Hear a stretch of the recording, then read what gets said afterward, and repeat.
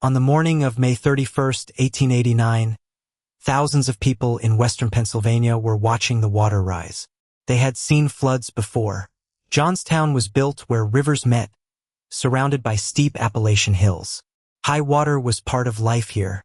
Streets flooded, basements filled, bridges were threatened.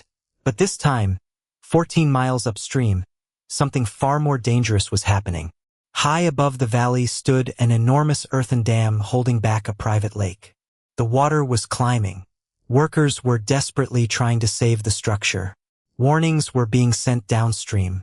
And then, shortly after 3 o'clock in the afternoon, the dam began to fail.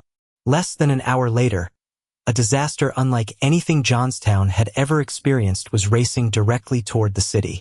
The catastrophe would kill more than 2,000 people, destroy neighborhoods, trigger national outrage, and leave Americans with a disturbing question.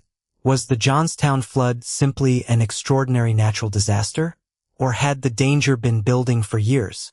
To understand the answer, we have to go back decades before the flood, to a time when the dam above Johnstown was built for an entirely different America. The valley before the disaster. In the early 19th century, Pennsylvania faced a transportation problem. Philadelphia was a major Atlantic port. Pittsburgh was becoming the gateway to the expanding American West. Between them stood hundreds of miles of mountains, valleys, rivers, and difficult terrain. Before modern highways, trucks, and commercial aviation, moving heavy goods across Pennsylvania was slow and expensive. The state responded with an ambitious transportation network known as the Pennsylvania Main Line of Public Works. It combined canals and railroads in an attempt to connect Philadelphia with Pittsburgh. Johnstown became an important point in this system. But canals had a basic weakness. They needed water. During dry periods, sections of the canal could become difficult to operate. So Pennsylvania engineers searched for a location where a reservoir could store water and release it when needed. Their attention turned to South Fork Creek, in the mountains east of Johnstown. There, more than 400 feet above the city and roughly 14 miles away by river, the state began constructing what became known as the South Fork Dam. The project took years. Construction began in the early 1840s and suffered repeated delays. At one point, the unfinished dam failed. Eventually, however, the structure was completed, and behind it formed a reservoir stretching more than 2 miles through the mountain landscape. The dam itself was enormous for its era. Its crest extended more than 900 feet. The reservoir covered roughly 450 acres and reached considerable depth. It had been created for infrastructure, for transportation and commerce.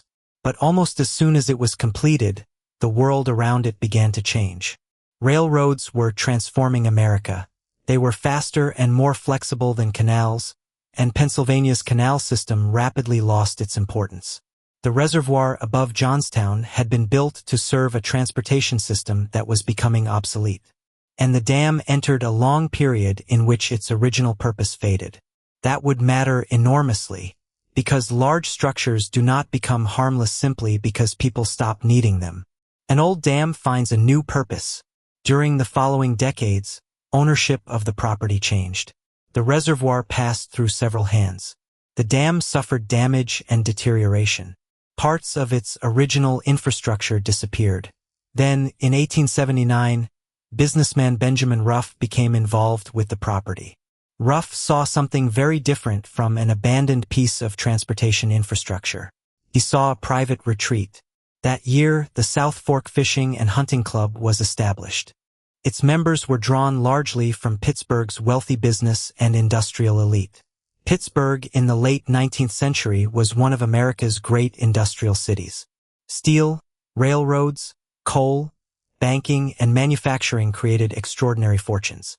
They also created smoke, noise, congestion, and pollution. For men with enough money, a mountain lake offered an escape. The club purchased more than 600 acres. It repaired the old dam.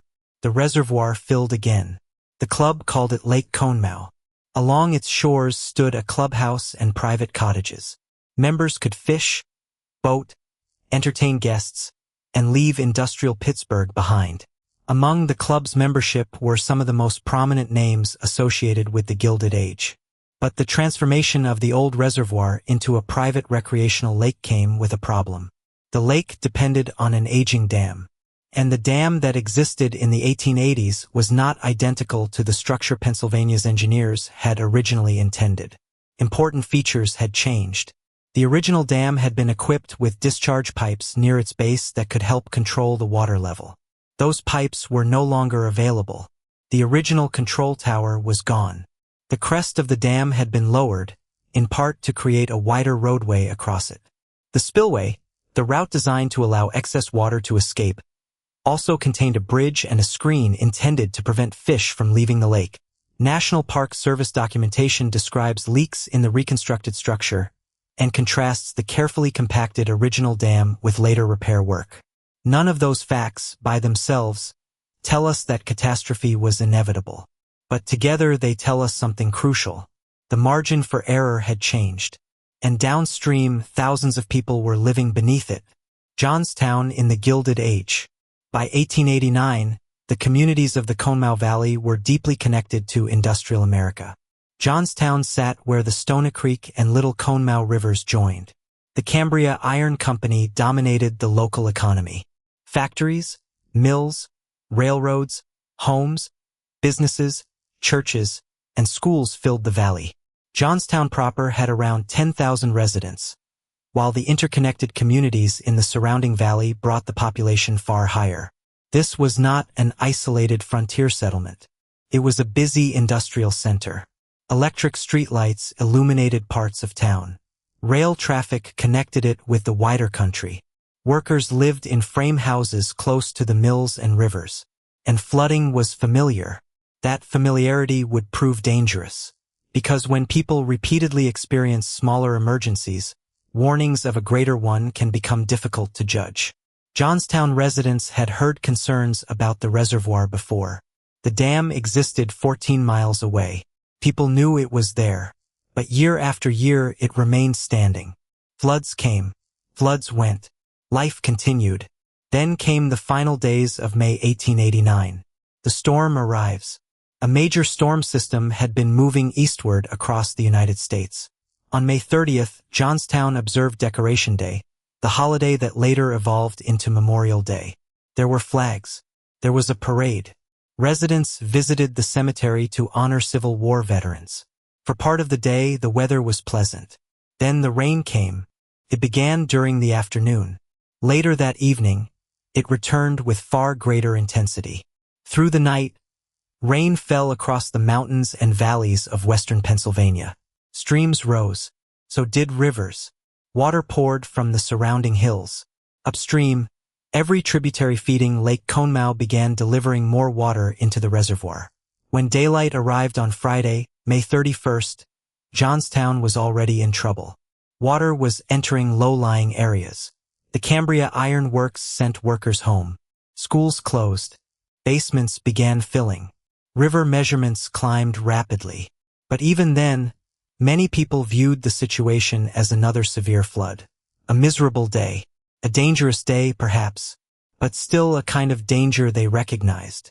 High above them, the situation was becoming something else entirely. Morning at Lake Conemaugh. Near the South Fork Dam, Club President Colonel Elias Unger saw what the night's rain had done. The reservoir had risen dramatically. Water continued flowing into the lake. Young engineer John Park was also there. Park had not been hired to redesign the dam. He was working on another club project. But the emergency developing in front of him required immediate attention. The men recognized that the lake was approaching a dangerous level. Workers were gathered. Some attempted to increase the effective height of the dam. Others tried to clear the spillway. The problem was that debris had collected against the fish screen. Branches, vegetation, and material carried into the lake were interfering with the escape of water. Removing the obstruction proved extremely difficult. The reservoir kept rising. Imagine the situation from the top of the dam. Behind you is a lake swollen by extraordinary rainfall. Below you is a steep valley leading toward communities filled with thousands of people. And between them is an aging wall of earth. The workers continued. But the water was winning. At about 11 o'clock that morning, Park headed toward South Fork to spread a warning. Communication in 1889 depended on telegraph lines and rail infrastructure. The storm itself had damaged some of those connections. Yet messages began moving down the valley. The first warnings were cautious. Then the language became more urgent. The dam might break. Later reports indicated that water was already flowing over portions of its crest. By the middle of the afternoon, another warning stated clearly that the dam had become dangerous and might fail. At least 3 warnings were sent. But sending a warning and creating an evacuation are not the same thing. Some lines were damaged. Some messages traveled only part of the distance before being relayed. And people downstream had heard alarms about the dam before. There was no modern emergency alert system. No smartphone vibration. No mass text message. No siren network capable of instantly warning the entire valley. No coordinated evacuation plan designed around a catastrophic dam breach. The information moved through operators, railroad employees, messengers, and word of mouth. And while that happened, the clock kept moving. 3:10 p.m. By early afternoon, the water had begun overtopping the dam. This is one of the most dangerous situations an earthen dam can face. Flowing water can erode the structure itself. Once erosion begins, the process can accelerate. At approximately 3:10 in the afternoon, the South Fork Dam failed. The lake did not simply spill gently into the valley. A massive volume of stored water was suddenly released downstream. The National Park Service estimates approximately 20 million tons of water had been held behind the dam. Now that water had gravity on its side, the flood began racing through the Conemaugh Valley. And Johnstown was 14 miles away.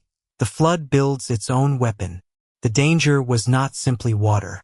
As the flood traveled downstream, it collected the valley itself. Trees, timber, buildings, railroad material, industrial debris.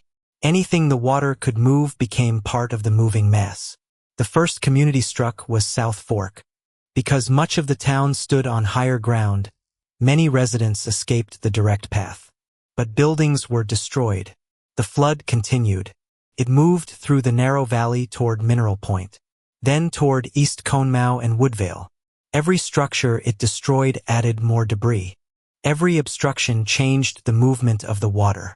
People farther downstream began hearing something before they could clearly see it. A deep roar, something resembling distant thunder. But the storm was no longer the greatest threat. In East Conemaugh, railroad engineer John Hess reportedly used his locomotive whistle while moving ahead of the flood, helping alert people along the line. There was little time. The water kept coming. Woodvale stood almost directly in its path. Industrial structures and homes were swept away. Then the flood approached Johnstown. Less than an hour had passed since the dam failed. 4:07 p.m. In Johnstown, the ordinary floodwater that had occupied streets through the day had begun to seem manageable to some residents. The rain was easing. People had moved possessions upstairs. Others watched from windows or higher ground. There had been warnings about the dam. But the city was still there. Then, at 4:07 p.m., everything changed. The flood from Lake Conemaugh reached Johnstown. What arrived was not a clean wave like something seen on a beach.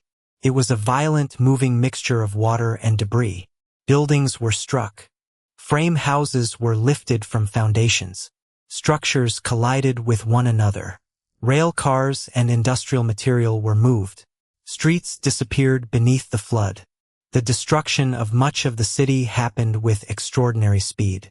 For people inside the flood zone, survival often depended on location, elevation, and chance.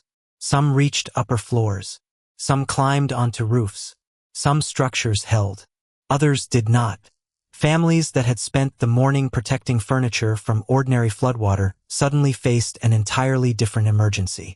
The geography of Johnstown made the disaster even more complicated. At the western end of the city stood a massive Pennsylvania Railroad stone bridge. It had 7 arches. As the flood carried the wreckage of the valley downstream, an enormous quantity of debris became trapped against the bridge. The bridge held. The debris did too, and the floodwater piled behind it. For some survivors, that barrier prevented debris from traveling farther downstream. For others, it created another nightmare. Hundreds of destroyed structures, timber, household objects, and industrial material collected into a vast tangled mass. Then, around 6 o'clock that evening, the debris near the stone bridge caught fire. The precise ignition source has never been established with absolute certainty. But the fire burned through the wreckage while floodwaters still surrounded the area. The National Park Service estimates that approximately 80 people died in the stone bridge fire. Night fell over Johnstown. The water, fire, rain, darkness, and wreckage transformed a thriving industrial community into a disaster zone. The morning after, when daylight returned on June 1st, survivors could finally see the scale of what had happened. Familiar streets were difficult to recognize. Homes were gone. Factories were damaged. Rail lines had been torn apart. Debris covered enormous areas. The sounds that normally defined an industrial town were missing. No ordinary factory rhythm. No normal movement of trains. Instead, survivors searched. Neighbors looked for neighbors. Families tried to determine who was missing. Rescue workers climbed through unstable wreckage. The official death toll eventually reached 2,209. The National Park Service notes that the true number may have been higher because not every victim could be documented. Heritage Johnstown records that 99 entire families disappeared from the official record of the living. Hundreds of victims could not initially be identified. Around 1,600 homes were destroyed. Property losses were measured in the millions of $1,889. But statistics alone cannot explain what the flood meant to the people who survived it. For many, everything they owned had disappeared in less than an hour. Homes were not simply damaged. The locations where homes had stood were sometimes barely recognizable. Entire communities had to begin again. And almost immediately, another question began spreading across the country. Who was responsible? The club above the valley. News of the South Fork Fishing and Hunting Club created a powerful public narrative. Downstream were industrial workers and their families. Upstream was a private resort associated with wealthy Pittsburgh businessmen. The contrast was impossible to ignore. Newspapers focused attention on the club. Anger intensified. People wanted to know how an old public reservoir had become a private lake. They wanted to know what had been changed. They wanted to know whether the dam had been properly maintained. And they wanted someone held accountable. There were legitimate reasons to examine the club's role. The dam had been altered. The crest had been lowered. The original low-level discharge system was gone. The spillway had obstructions, including the fish screen. Repairs had been made without restoring every feature of the original design. And the structure had a history of problems long before 1889. Yet, historical responsibility is more complicated than the simplest version of the story. The rainfall that struck the region was extraordinary. Streams and rivers across the area reached exceptional levels. After the disaster, engineers investigated whether the original dam, even without the later alterations, could have survived the storm. The official engineering investigation ultimately concluded that although modifications had reduced the dam's security, the original structure might also have failed under the extreme conditions. That conclusion became highly influential, but it has not ended the debate. More recent researchers have challenged parts of the 19th century engineering investigation, including assumptions about the dam's original configuration and how much the later changes affected its ability to survive the storm. There have even been allegations that the original investigation was too protective of influential interests. Those allegations remain part of a historical and engineering debate. What can be stated confidently is simpler. The dam was old. It had been altered. Important original safety features were no longer present. Its spillway capacity was compromised by obstructions. It stood above populated communities. And on May 31, 1889, it encountered an extreme storm that exposed every weakness at once. The question of legal responsibility. Public anger did not automatically produce legal responsibility. Victims and property owners attempted to seek compensation. But 19th century American law gave them a difficult path. The South Fork Fishing and Hunting Club was never found legally responsible for the catastrophe. That outcome shocked many Americans. To critics, the flood became a symbol of the imbalance of the Gilded Age, a society in which the consequences of industrial wealth could fall heavily on ordinary people while powerful owners were protected from meaningful accountability. But legal history rarely changes through a single case. The Johnstown disaster became part of a broader national conversation about responsibility, negligence, engineering standards, corporations, and dangerous infrastructure. The central question remains recognizable today. If a private organization controls infrastructure capable of threatening thousands of people downstream, what obligations does that organization have? How much maintenance is enough?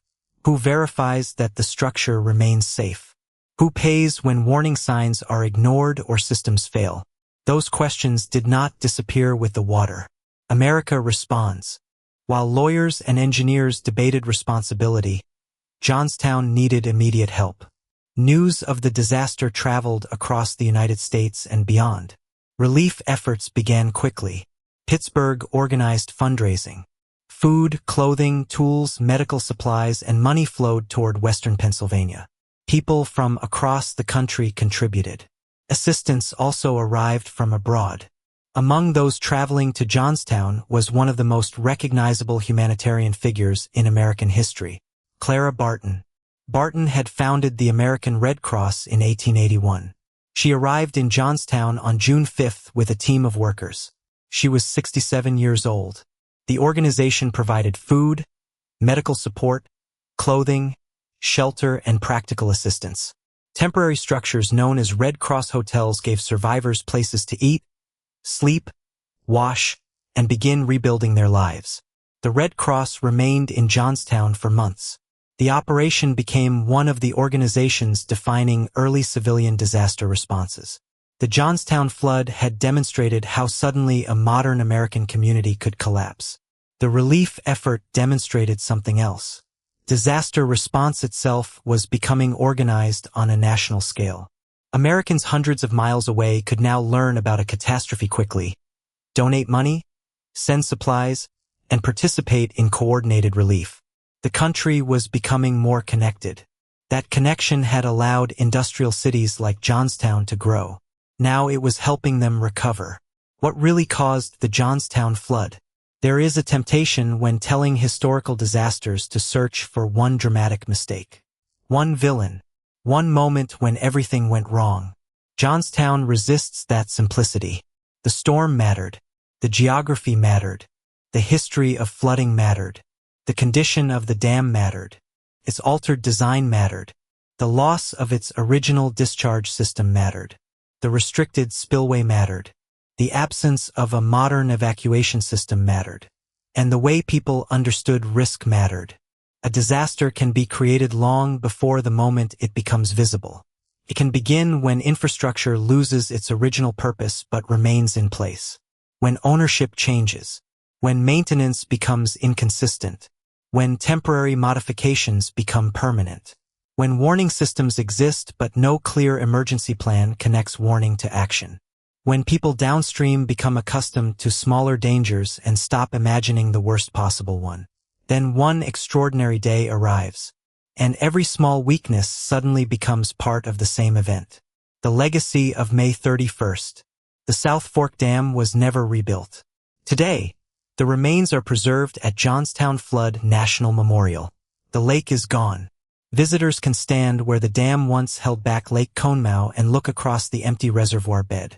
That empty landscape may be the most powerful part of the story, because the threat itself is no longer visible. There is grass. There are trees. There is open land where millions of tons of water once waited above the valley.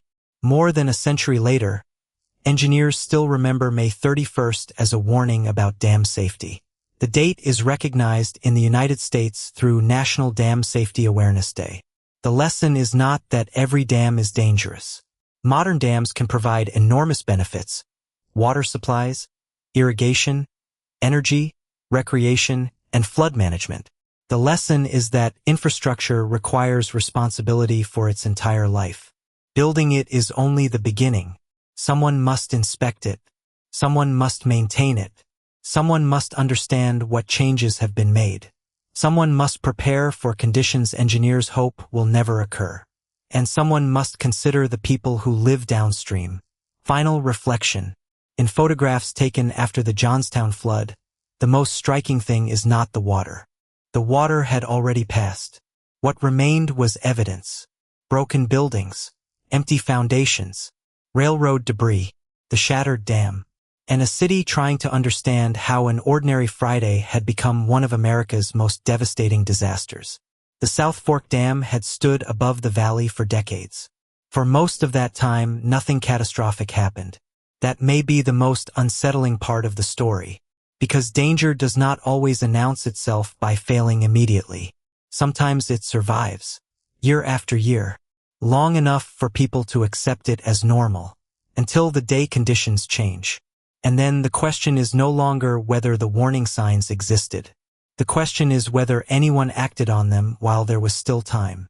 If the story changed the way you think about disasters and the systems we trust every day, subscribe to Real Past Story for more forgotten chapters of history. And if you found this documentary valuable, like the video and share it with someone who enjoys uncovering the history behind events we still learn from today.